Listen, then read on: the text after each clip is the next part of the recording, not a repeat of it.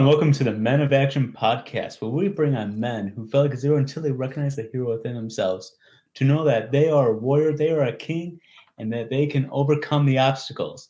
And today I got a good friend of mine, Alex, on the podcast today. Alex, welcome to the pod. Thanks, Zach. It's a pleasure to be here. Super excited. We were talking about it a bit before, how we've known each other now for like many months. This is actually the first time we're having like a real face-to-face conversation. So I'm excited. I've been pumped for this for a couple of weeks. Oh, I know. I've been like, when I was thinking about like who to bring on, like I just saw you and like everything that you've overcome, like all the obstacles, and we're going to get into this a little bit about bungee jumping. Yeah. I mean, talk about scary. I mean, jumping off a cliff and into no man's land, basically. Yeah, that was one for the record books for me. I was definitely anxious, to say the least, leading up to that. We can get into that in a bit. And it's good that you still have your spine intact. It's got to say that. Yep. All right, Alex, why don't you just tell us a little bit about yourself? Who are you? I see a lot of sports in the background. Yeah, sure. It's a tough question, man. That's one I was thinking about for a little bit. Like, who is Alex Hart? First and foremost, like I'm a husband. I live for my wife. Like, she is the greatest human being out there, and everything I do, she's my why. Like, we always talk about in the personal development space, finding your why. She's been it. I just want to give her the best life that she can get and that I can give to someone. It's kind of just that inner instinct of, I think, of most men. They want to serve, they want to protect, they want to their loved ones, and she is by far that. After that, I have so much. Like, there's so much on the go. I participate in jiu-jitsu. I do that a couple times a week. I play a lot of poker. I've been playing poker recreationally and even professionally for the better part of 20 years. So that's like a long time. Sports, you can see, like you mentioned behind me, I got all my sports stuff. I got my whiteboard, my flags, my hats, mostly baseball. I run a YouTube channel that's mostly about baseball. It's supposed to be about more other sports, but just time comes, and by the time the baseball season marathon comes to an end, I'm pretty worn out. So I usually end up taking a break by the time the NFL season's starting to wrap up. So I do a lot of that. I'm active man out there on Twitter, trying to just meet other people like yourself and other like-minded individuals to just want to get out there, get better, push ourselves to be the best versions of ourselves. And I'm curious. I'm just like a super curious guy. I am always open-minded. I am not closed-minded, I would say, at all. I'm more of a fact-based, logical thinker. So if you bring me facts that can help me change my mind, I'm more than open to having conversations. I just love having the deep conversations about life. Life is super fascinating to me, and all the intertwining things that there are to it. What else? Like, how long have you been married? Actually, I just got married this past year in June. So I've been married, 7 months now? So not too long, but her and I have been together for closing on 7 years.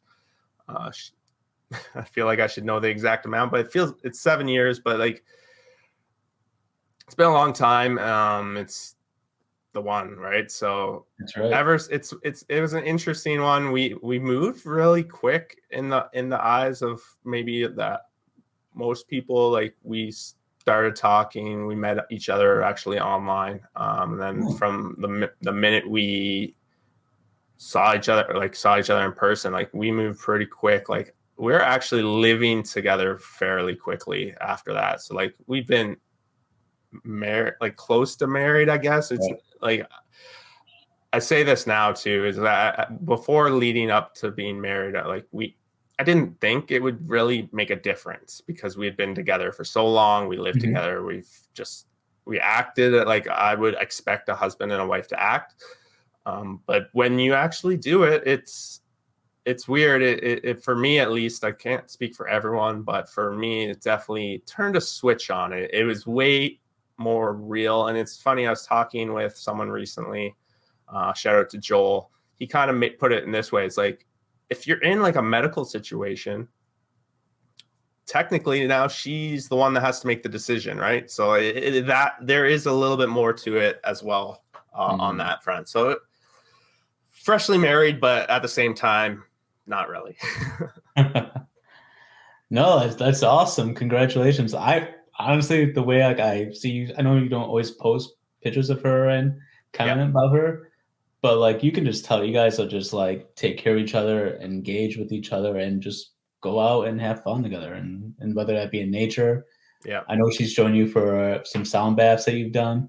Her idea originally, actually. Oh, Yeah. Meditation. I've been a big explorer of, I guess, the soul and looking inward and looking at the deeper questions and looking at old school philosophers and stuff like that. So I always was trying to get her to be interested in meditation too. We did it a few times. She never really liked it. So the fact one day she came to me and it's like wanted to try the sound bath thing. I was like, sure, sign me up. Let's do it. And now it's like turned into, she loves them. She's all about it too. So it's like something we can do together. And it's also something I'm excited because we're both exploring, I guess, more now, deeper inward questions, and just it goes so much in line with just trying to be the best version of yourself and stuff, right? well, that's amazing because that's how you grow together, and that's how it can continue to push you to be the best version. I mean, kind of what you just were saying, because that's your why. Like you want to get better for her, better for your relationship, and what that brings into the future. Totally. So in part of this podcast, we really discuss like with men, like because a lot of times men, we need a lot of support, and sometimes it's hard to find that kind of support because we're not really good at asking for help. We're not really good at sticking with other men, finding a group, finding a tribe. And part of that is really learning how we can overcome obstacles. So that way this can be a platform to give other men like encouragement that you can find it. Like you can overcome the obstacles in life. So what is one obstacle that you really struggled with to overcome? Yeah. I guess for me, the one that really, not that I define or I identify as it, but my biggest obstacle over the past few years was my health. I guess like it's been so many years now. It's been almost 3 years now from when I kind of first really got a kick in the rear end to get my health back in order. I had essentially I was you know this, but those of you that don't, I was 70 pounds more than what you see here. I post on my Twitter photos of it, some of them. I don't actually have a lot of good photos that really demonstrate it. You can kind of see it in some of my old YouTube videos and stuff, but 70 pounds heavier. I was in chronic back pain. Like I'm talking like back pain where I couldn't even like turn without getting a shock of pain throughout my entire body and just like deliberating or what, just couldn't move a lot of days. Like getting up and down from even this chair was difficult. Couldn't do lunges, couldn't do push-up, couldn't do any of that. My health had just gotten to a point where it's the worst in my entire life. I'd had times in the past where maybe I wasn't in the best of shape and I'd gotten back into shape. So I knew what it took. I knew what it needed to do, but this time was different.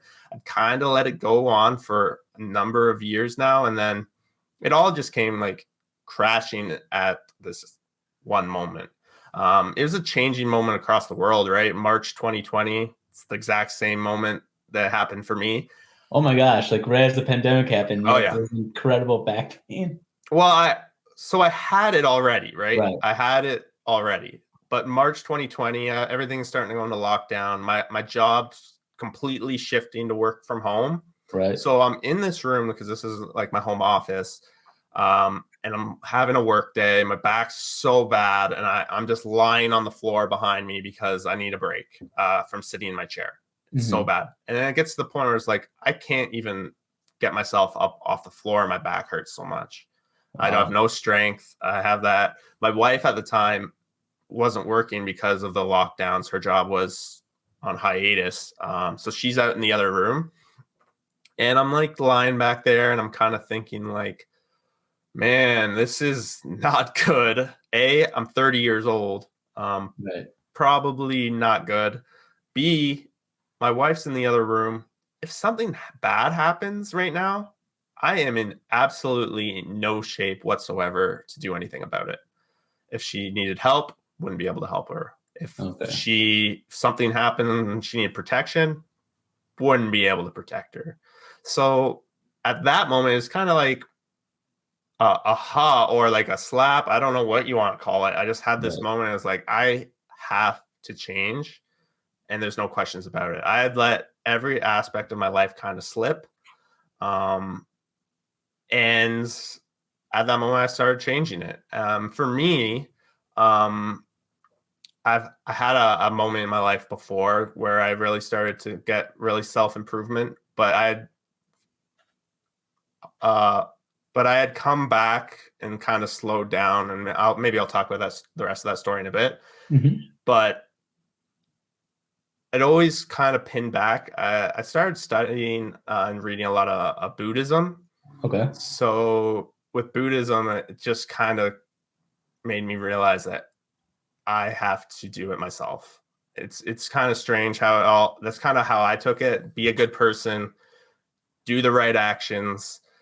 You can become what you want to do. And I knew I wanted, there's a couple things that fueled me.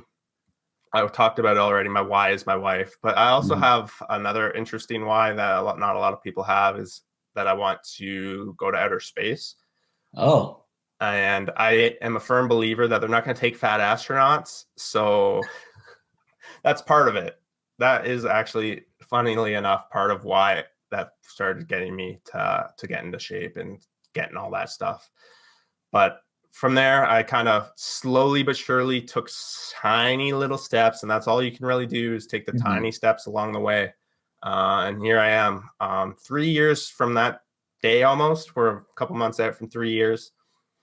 And I'm signing up for a mini triathlon today. Like, that's a big step for me. I train jiu-jitsu a couple days a week, and I'm running daily. Like, I'm working out daily. I've lost 70 pounds from where my peak was, 50 of that being the first year, Oh, and wow. just wild stuff. It's just trying to show people now that if they want to do it too, they can. Guess that's most of my fuel these days. That's incredible. I mean, I know you talked about your back pain, Yeah. but I didn't realize until actually talking with you how severe it was. Yeah, it was severe. There's times like, this is before the March 2020. There's times like in the year before. There's a time where I was so bad, my wife had to help me go to the washroom. Oh, geez. She had to, like, it was so painful.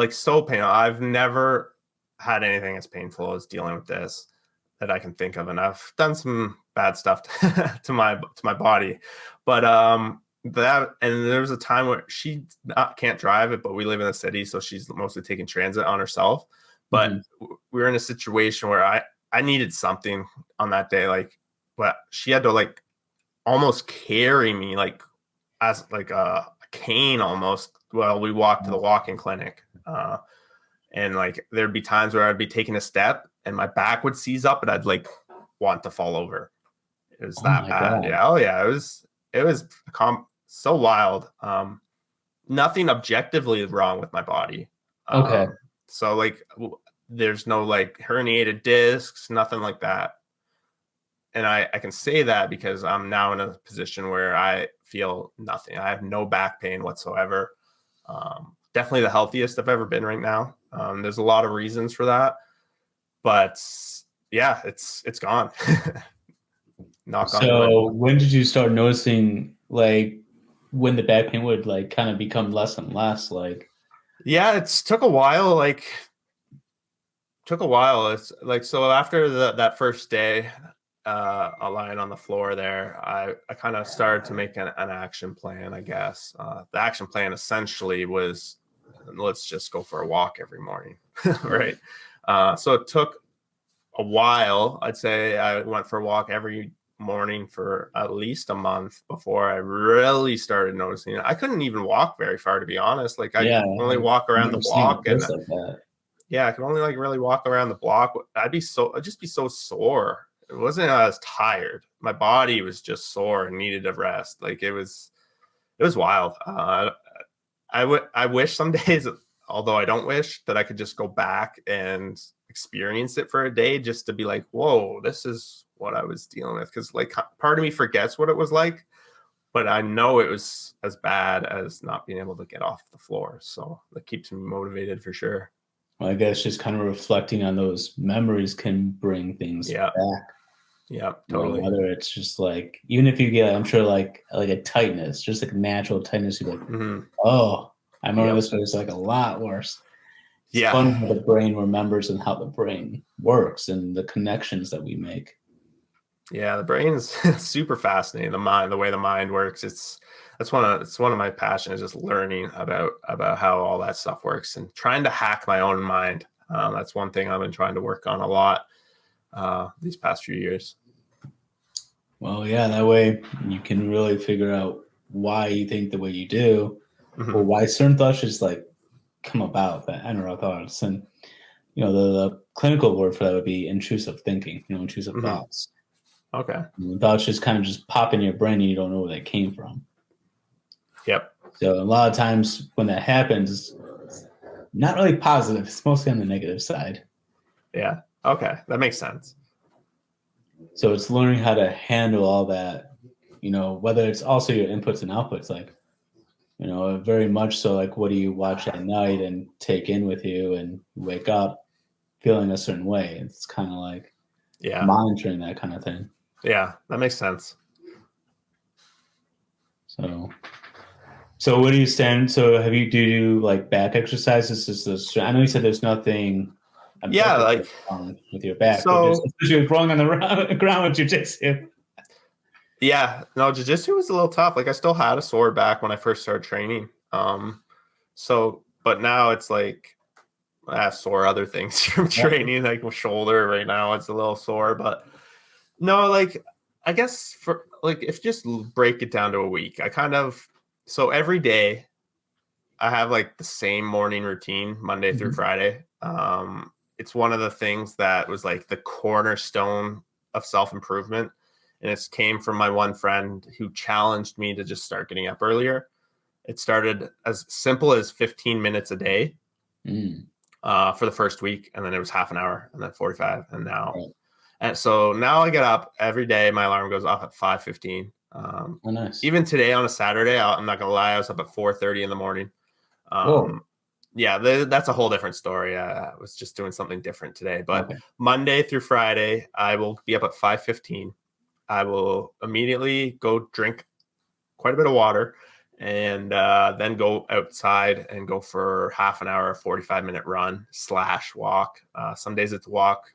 It's mostly runs now, especially now that I'm going to start training for a mini triathlon. It's going to be runs. Definitely when I'm listening to David Goggins a lot, it gets me fired up to do some runs. So I do that. When I come back from that, I will put the coffee on for me and the wife, but then go right into my breath work. Follow pretty avid follower of the Wym Hoff method as a whole, not just his breath work, also his cold plunges and cold exposure and all that fun stuff. So I do that for about 25 to 30 minutes.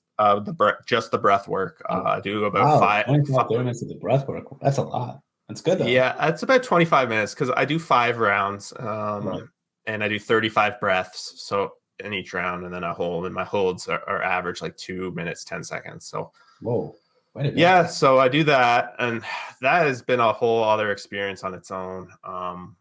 What Wym Hoff breathing has done is just the realization, like, for those that haven't done it, it's hard to explain, but like it really makes your body, you can leave you have out of body experiences sometimes, but it really creates a situation where you're more powerful over your mind, and your body kind of like starts going numb in a way. Like it's so tingling through your hands. I don't know how far you've gone. I know you do some breathing. I do some of them, yeah. Yeah. So your hands can just go crazy. Definitely when you start pushing the boundary, it's pretty intense. So after that, I will cold shower, just do like a 2-minute cold shower, just rinse off and it's not too bad. Definitely considering some of the things I do now, much colder. The shower is not on the coldest of spectrums. I know I've seen you go into the lake. Yeah. So I do that, and then I kind of get involved on Twitter. I'll have like a Twitter post for the day that I'll write, or I'll post and I'll interact with all my friends out there and see what's going on in the Twitter world for about half an hour. And then I'm kind of starting to get ready to go do work my day job, which I will do for like the next 8 hours. And then a couple days a week at nighttime, I'll do jiu-jitsu, usually Tuesday, Thursdays, Saturdays. And every night my wife does yoga, and I join her 95% of the time. I'd say I miss sometimes. So that yoga is a big part, I think, to do with getting the back pain gone. Sure. Just through the breath of yoga, the stretches. Any stretches in particular that's really helped the lower back, like downward dog or? Yeah, I think forward folds are really strong for the lower back, or extended child's pose, or like the cat cows are really good. More than anything, I've found that through jiu-jitsu and yoga as a whole, like just getting a strong core has made a world of difference. I think that's the biggest. I don't know for sure what really is the biggest driving factor, because I've done so many different things at the same time. Right. But I would assume the core and my leg strength being a big part of it, like my hip mobility, being a big part of it. I've had a couple guys on Twitter that have helped me so much with different stretches for different areas of my body too. Shout out to Mike Eckstein and Brian. Yeah, those two guys hooked me up mad. But yeah, I think just strengthening your body as a whole just makes you not rely on your back, and just being aware, like bringing awareness back in your day-to-day movements. Like you're unloading the dishwasher, pay attention. Yeah. You're picking up a recycling bin at the end of your driveway. Pay attention to your movements. Don't just half-ass it, bend over, pull your back, or do something. Use all your muscles in your movement, strengthen your ankle, strengthen everything. That's really. No, that's so important, because it's, and this kind of what we're talking about kind of off the podcast, though, a little bit about paying attention to what you're doing, being mindful of everything. Yep. There's so many times we know the right thing to do, but we don't always act upon it. And that's following your intuition, following your gut feeling, because your gut's not wrong. If you feel something's off, do something about it, pay attention and do the best you can. And I like how you said, even the small stuff, like emptying the dishwasher. How do you just drag and carry it, or do you just kind of push up weight that's going to put less stress and strain on your body? Because it just takes one or two things really to happen to your body for it to get hurt. Our bodies are so interesting. Like you're talking about the gut, our bodies can like feel like what's going on around us, or like they just know, or they're carrying a stress in it that you might not pay attention to, and then all of a sudden it's just bam. It's been there the whole time, but if you're not being mindful, you might overlook it and then overuse it. Yeah, and the more I study and look into things, with Wym Hoff, one of the reasons I like doing it, I've been trying to get back into it a little bit more. I don't have the paid version; I just have the free version, so I get it with that breath. Is that I like how he moves his body. Yeah, because the way he moves his body is you're working through all the extra energy. You can call it stimulus. And there's so much energy in the body, it doesn't know what to do. That's why sometimes breath work doesn't work, because you just breathe in. Where he's like, really like, so that way you're charging up your body and then releasing it. Yeah. And that's what really helps a lot of people with breath work, is working through the stress, working through the anxiety, working through what's going on, because your body's heightened and it needs to have an outlet. So once it has that outlet, then you're better able to focus on what is the issue, what is going on. Yeah, totally. Wym, he's an interesting guy. And his story, like I just listened to his story just like literally the other day. Yeah, I bet. Like a fragment of it, and I was like, I didn't realize how much stuff he went through. Yeah, it's on my life. One of my life goals is to go to a retreat where he leads. So. Well, if he's ever gonna watch this video, hit me up. First, invitation from him, because I would be like, hey, I want to meet you. I want to go on your retreat. Yeah, I think honestly, I don't know of what's stopping me. I think I just have to, in theory, sign up, but I think it's like thousands of dollars. So I think Well, how I have popular to is hold he off a now? little bit. Yeah. Yeah, I know he does a few. I've done some Wim Hof workshops here in Vancouver, Mhm. led by an instructor, but that wasn't Wim. Right. Hey, But you got to meet the top dog. he's trained with Wim, but not me. One day. One day. That'd be another why of, Yeah. getting that message across of something that's helped you. And I know a lot of people, when they see someone who's so dedicated to the art, to the craft, they do offer like some level of invitation or help them go. Yeah. I mean, I know just for myself personally, just be on Twitter and the way I come out, get some things like, "Hey, I'd love you to attend this." I'm like, "Cool, I'd love to go. Just need that $5,000." Yeah, exactly. Yeah. And it's mostly because of the Airbnb. I mean, that's where most of the cost can come Yeah. from. Yeah. Totally. But no, that's awesome that you've been following him, working through all the breath work, and figuring out what works for you.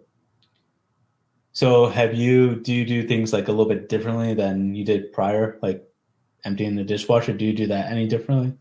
Yeah, of course. Like I am like squatting to get the lower. I'm like Okay. 6'2", so like bending over I'm not necessarily just bending over like a four.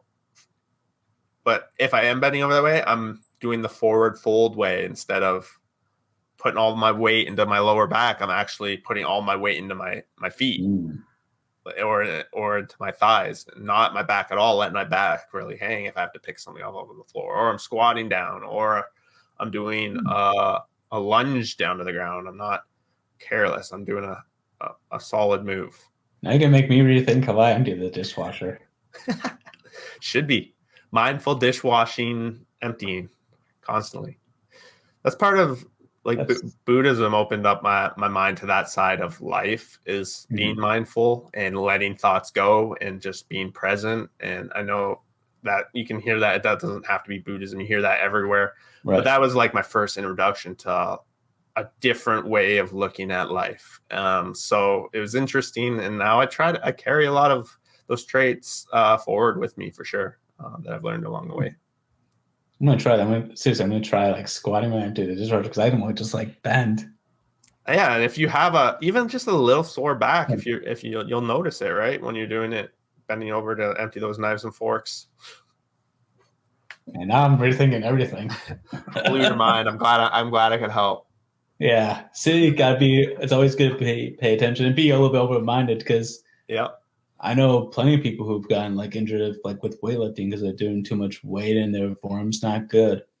Because there's some people at the gym just like, you're gonna hurt yourself. I know yoga helps with lifts. I don't I've think had enough to, weightlifters do yoga personally. I think a lot would benefit from it. It helps with your breathing when you're right. in that heavy, strenuous position, but it helps with your form. I would suggest if you're a weightlifter lifting heavy out there, if you just did yoga once a week, I think you could improve your lifts more than almost anything else that you're doing right now, probably. And you can also put your foot behind your head. Plus, if you're looking for girls, there's girls at yoga. That is very true. That is a very good point. I've never done yoga myself. I've done more like stretching. Like Yeah. I guess the smallest form would be like the downward dog or like child's pose.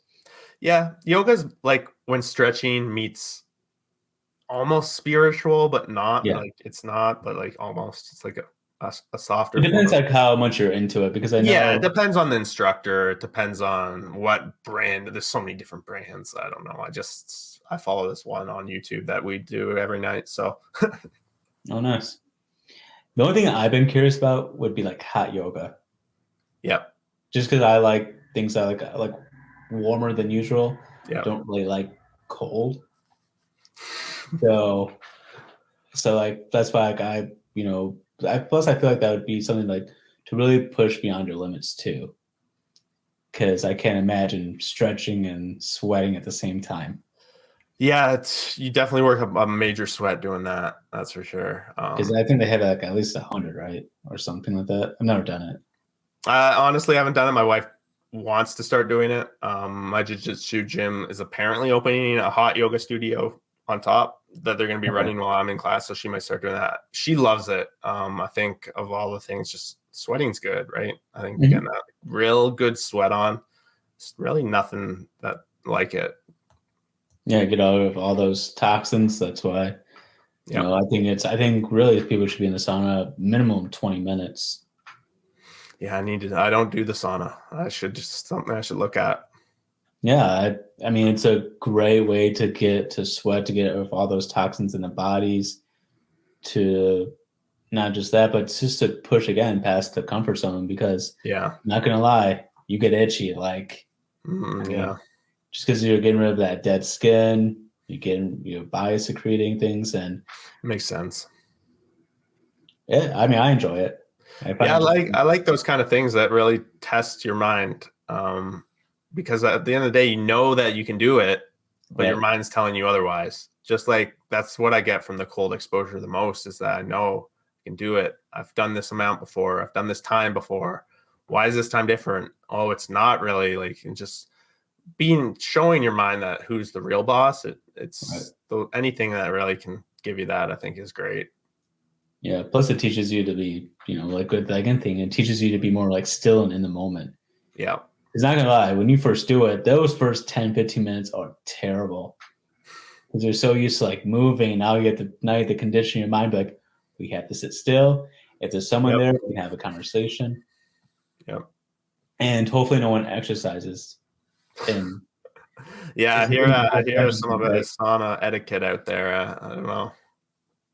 Yeah. Well, mostly it's just like stretching. People do typically in the sauna, people do like a lot of stretching and sitting. Oh, okay. Yeah. I mean, some people might do like push-ups on the floor. But I was at the sauna like the other day and a guy was doing push-ups on the bench. And I'm like watching the bench go up and down. And we've already had someone break the bottom bench. So there's some boards missing. And it took them a while to get it fixed because it would get rebroken. So mostly just it's just like when you do your meditation, like Wym Hoff. It's being still, it's being in the moment and allowing the body just to have a moment's rest. Yep. And that's what's hard, because we're so conditioned to move, go, do this, and this, that. We forget to just pause and take a break. I think that's another reason why our attention spans are terrible, because we get so much information, we can process so much information so quickly that we forget just to relax. Yeah, we're in a time like no other, that's for sure, when it comes to that. Oh, yeah, between the TikToks, the Instagrams, how everything's like 20, 30 seconds, yeah. Yeah. But that's been like, for honestly, like the last 10 years. I mean, people have really known the data with like a lot of phone usage is really like a disconnection from people. Makes sense. I remember like 10 years ago, it was odd to see someone on their phone while you're like on a date, at dinner, or wherever. Yeah. Now it's common. Yeah, definitely. Like, I play poker, right? And when I'm at the poker table, we got 9 guys there, 8 of them are on their phone, like, at a time. Really? I didn't know you're allowed to be on. Are you allowed to be on your phone? Yeah, you are allowed. You're not allowed to like be on the telephone talking, but you're allowed. You're not supposed to, probably, if you're in the middle of a hand, but it's just the fact that, looked at my hand, fold, back to my phone. And it's just like, we're in a live poker game here. There's 9 people here to play poker, have fun. Like, no, it's different, and it's definitely different out there. Phones it's just part of us now at this point. Yeah, and it's funny how this little thing right here has, more technology and power than 10 years ago, the first computer and everything. Yeah. So that's why it's so important just to take a break from everything and just connect with people, because that's what's going on in our world right now. Is there's a lot of disconnection. I mean, anxiety is on the rise, depression, loneliness, separation. And I'm not saying that phones are the sole cause of it, but they are definitely a factor. Yeah, totally agree with that. Definitely playing a big factor into that. Not an excuse, though. It's at the end of the day, we need to start having some accountability with our own selves. You can, like anything, you can use it as punishment, or you can use it as a tool. I think Well, we're more absolutely. consuming it at this point as opposed to using it as a beneficial tool that I think the people that first started thinking of this thing intended it to be used for. Right. I don't think they intended us to be watching our phones, watching people dance for hours. Yeah. Or it's like, okay, I don't want to watch a dance video. Why are there 10 more dance videos? I swiped up. I didn't want to see this. Oh, there's a cat video now. That's okay. Yeah. Yeah. Yeah. Well, it's so hard too because a lot of that stuff is also very inappropriate too, which since we're talking about mindfulness, really clouds the mind and everything. I don't know if that's ever affected you or something like that.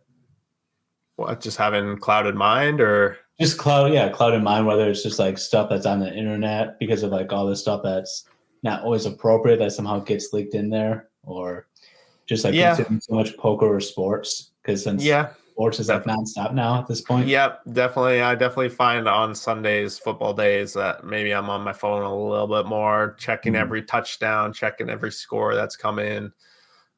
Because I'm in like football pools. I do a lot of fantasy sports as well as I figured. some of my passions. So I'm checking it. Yeah, definitely. Definitely can cloud it. I definitely can feel it on certain days. The pull for it. There's been times where like I've misplaced my phone and I know I've misplaced it. And I'm like, okay, I'm just gonna chill out. I don't need it. And then within like 5 minutes, it's like, oh, where's my phone? Oh yeah, I lost it.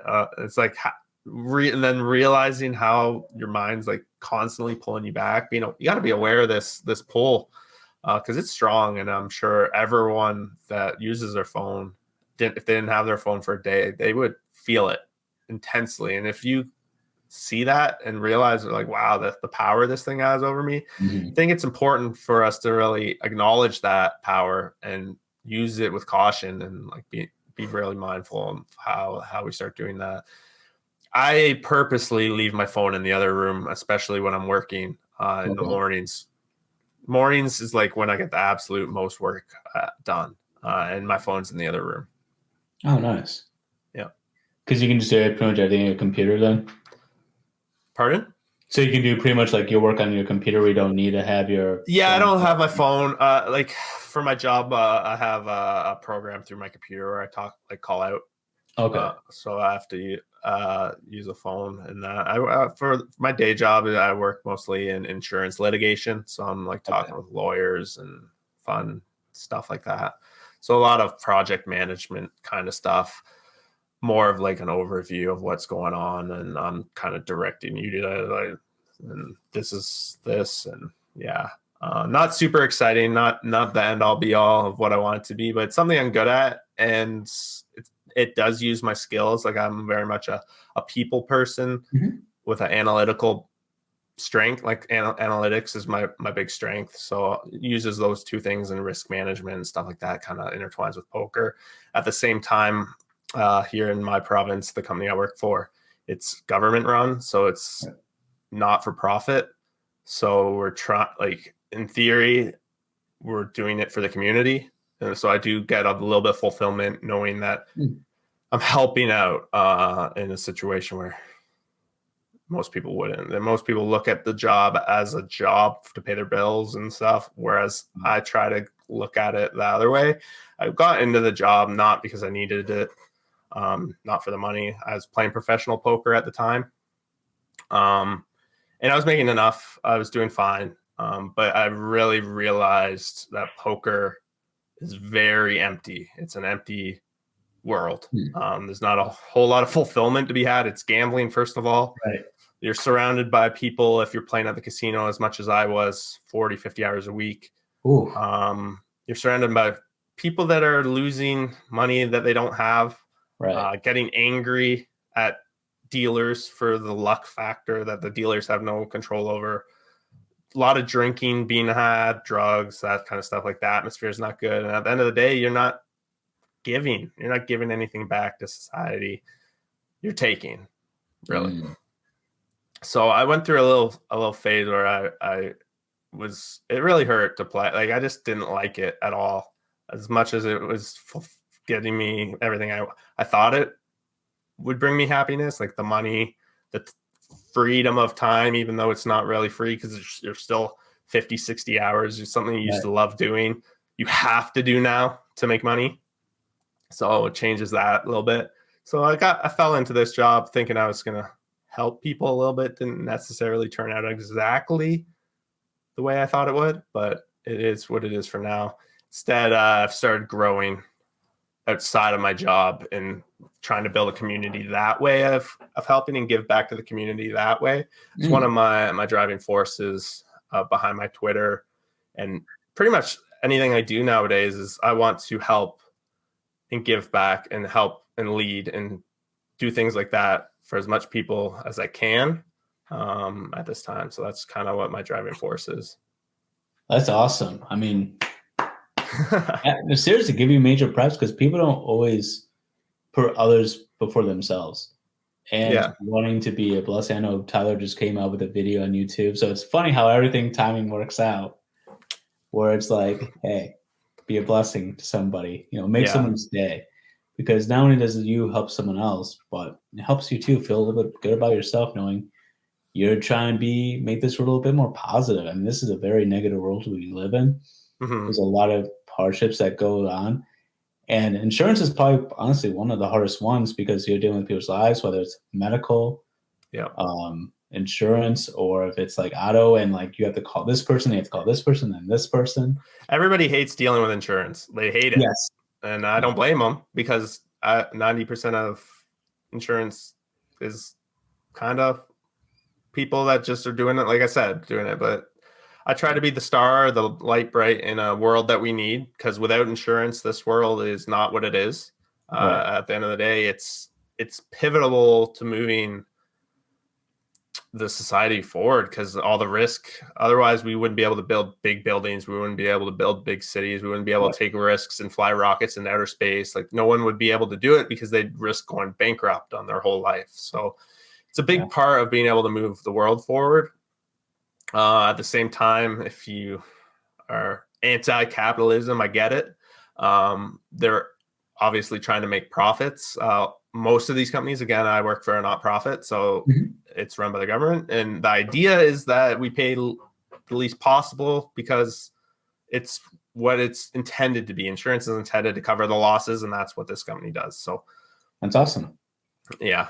I was going to say something. I forget what it was. Go ahead. Okay.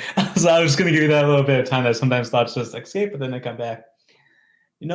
Completely. I mean, not only is insurance needed, I mean, especially with medical advancements being made. I mean, things are getting more costly. People are getting more specialized now, which is important. I mean, so everyone should have, to some degree, a level of insurance. Yep. And it's just, I mean, the question that, I know it's going to be a little bit of a political point, but the question becomes, how do you define affordability? Yeah. And, what should people get? I mean, obviously people should get the best care that they can afford, and that's possible. Yeah, that's the one thing I don't know too much about is like the whole medical insurance being in Canada, because it's not, it's free up here. Right. So like we don't deal as much with that. We have a lot of benefits and stuff. But yeah, I don't know. That is an interesting situation. Yeah, well, I just know like if I get medical bills, and I mean I have insurance through my which is also nonprofit. So so it's just all about finding balance and just doing the best you can. And I love how your whole thing is about serving others. Oh yeah. That's where I was gonna go. I wanted to give a shout out to my mom for that. Like honestly, she's the one that taught me so much fundamentals in life. She was a teacher growing up, so it really laid the groundwork for me to be ahead of the curve when it comes to reading, math, all that fun stuff. But she also she made it pretty clear to us that it didn't matter what we did. She wouldn't care if we were garbage man, ditch digger were her go-tos that she would say. As long as we're happy was what she would always say. So it allowed me to take that risk back in the day to go after poker and not feel the judgment and not feel like I'm letting anyone down. But at the same time, she's taught us that, and there's tons of studies out there that show that once you hit a certain amount of money, you can't get any more happy by just making more money. There's more to it, right? And I quickly learned that lesson myself through playing poker. That I felt best when I was getting better, but I was also bringing people with me to get better as well. And so that's a great way to look at it. You know, always helping someone get just a little bit better, whether they want to play poker professionally, whether they want to be the best garbage man possible that they can be. And it's sad that we don't give them the credit that they do. I mean, you talk about shoulder pain, back pain. I mean, I know that they're developing more technology now where they can pretty much do more of a lift, which is going to save a heck of a lot of people a lot of money just from like injuries and everything and time off. Yeah. But it's one of those things that, and again, going back to kind of Tyler's video, that's what I loved about wherever you are, be a blessing. Thank the people who are cleaning the gym, because it's not fun. I mean, there's people who leave trash. There's people who have spills that need to be cleaned up, or there's equipment that doesn't work anymore and needs to be fixed. I mean, you know, it'd be nice if people. So if you're out there, if you're at a gym or someplace wherever you are, just say a quick thank you to them. Yeah, sir. That way you can be a blessing and help someone in need. And, you know, if someone's wearing a cool shirt, you know, fight against that thoughts like, oh man, I'm going to think I'm weird and all this, and just say, hey, love your shirt. Like a guy today at the gym had Positivity Detroit Radio or something like that. I'm like, yeah, I love the shirt. Yeah. Because it's trying to spread a positive message. And I mean, that's why we vibe so well, because we're all about that, spreading a positive message, you know, reaching your full potential and just being you. You know, whatever you believe in, go in it with why you believe in it, have that why you want to get better. Yep. And then go out there and just try. Don't be afraid to fail. I know I posted this just the other day with Denzel Washington that says, if you're not failing, you ain't trying. It's true. Poker taught me that real fast. You only win so many hands, right? You lose 70-80% of them. So ooh. Jiu-jitsu too. Play poker professionally. I like playing poker from time to time, but Jiu-jitsu will teach you that too. Guy, so it's like I'm just thinking the probability and like how many cards are like in a deck like that you're playing. Yeah, you're not looking at ranges, right? No, not at all. So as we kind of wrap up, Alex, what's something you want to leave the audience with, like in a statement, a sentence? Like, what do you want to resonate with the people? Yeah, sure. If I would just say, if you're in like a spot where you feel like you're at a bottom or you're stuck or something, just find that one win in your day. Find that one thing that you can build off of as an improvement. Find something. There's something you can do. Make your bed, or put your shoes away when you come home, or whatever it is. Something tiny. Brush your teeth every day. Something simple. Start with that. Knock it off for a week straight. Realize, it's this, you can do this, and then find the next thing, and just one step at a time. I would do that. If you feel stuck or anything, reach out to me or Zach. Like, reach out to one of us. We'll definitely be there to support you, give you some help, hopefully, if that's what you need. But get started. Too many want to do a change. Say they're going to do a change. Say it's going to happen at this day. Don't wait. Do it today. Do something. Just something. And that means keeping your New Year's resolutions. If you took time to write it out, you owe it to yourself to do one thing today, as Alex is saying, to make sure that you're following with your commitment, what you spoke and what you want. Whether that's to be more positive, more giving to charity. If you can't give someone $30, $10. I see a lot of programs that if you give someone a charity or organization like $10, they can help feed maybe a couple of people. And that's a couple of people that you were able to serve, be a blessing to, and make an impact in their lives. Yep. Just like this podcast, stands for. Take action out there. Get after it. You heard Alex. Become a man of action. A man of action. Because Alex, you are definitely a man of action. I mean, having this opportunity just to hear your story and finally meet you, which is exciting. Yeah, and just how much like you do. And this is what I love about connecting with people, getting to know people, because you get to know them. You get to know the real them and how they think and take action so that way you can become the best version of yourself. Hope you guys all have a blessed day. Stay positive and do one thing today to make yourself a better version of yourself. Check you later. Bye. Peace out. Later.